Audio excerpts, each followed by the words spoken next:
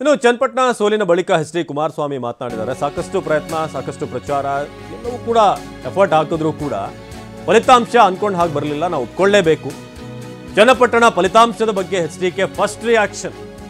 ಈ ಬಾರಿ ಮಗನ ಗೆಲುವು ಪಕ್ಕಾ ಅನ್ನೋ ವಿಶ್ವಾಸದಲ್ಲಿ ಎಚ್.ಡಿ. ಕುಮಾರಸ್ವಾಮಿ ಇತ್ತು.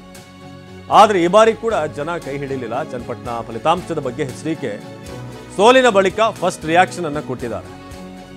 ಫಲಿತಾಂಶ ಜನರ ತೀರ್ಪೇನು ಬಂದಿದೆ ಅದನ್ನು ನಾವು ಒಪ್ಕೊಳ್ಳೇಬೇಕು ಅಂತ ಎಚ್.ಡಿ.ಕೆ ಹೇಳಿದ್ದಾರೆ.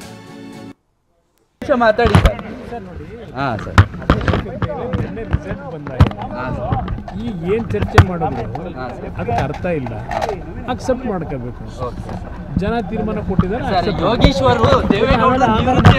ಆಮೇಲೆ ಮಾತಾಡೋಣ. ಮಾತಾಡಿ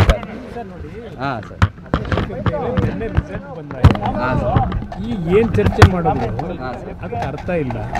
ಅಕ್ಸೆಪ್ಟ್ ಮಾಡ್ಕೋಬೇಕು. ಜನ ತೀರ್ಮಾನ ಕೊಟ್ಟಿದ್ದಾರೆ. ಆಮೇಲೆ ಮಾತಾಡೋಣ. ಮಾತಾಡಿ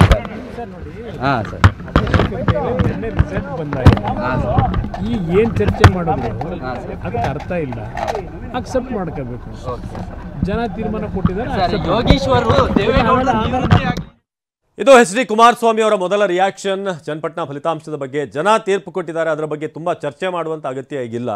ಆದರೆ ಜನರು ಕೊಟ್ಟಿರುವಂಥ ತೀರ್ಪಿಗೆ ನಾವು ಗೌರವ ಕೊಡಲೇಬೇಕು, ಒಪ್ಕೊಳ್ಳೇಬೇಕು ಅಂತ ಹೇಳಿದ್ದಾರೆ. ಜೊತೆಗೆ ಯೋಗೀಶ್ವರ್ ಅವರ ಬಗ್ಗೆ ಮುಂದಿನ ಪ್ರಶ್ನೆಯನ್ನು ಕೇಳಕ್ಕೆ ಹೊರಟಾಗ ಆಮೇಲೆ ಮಾತನಾಡೋಣ, ಇನ್ನೂ ಸಮಯ ಇದೆಲ್ಲ ಮಾತನಾಡೋಣ ಅಂತ ಹೇಳಿದ್ದಾರೆ. ಸಹಜವಾಗಿ ಚನ್ನಪಟ್ಟಣ ಫಲಿತಾಂಶ ಕುಮಾರಸ್ವಾಮಿ ಅವರಿಗೆ ಒಂದು ಆಘಾತ ತಂದಿದೆ ಅಂತ ಅವರ ಮುಖಭಾವದಲ್ಲೇ ನಾವು ಗಮನಿಸ್ಬೋದು.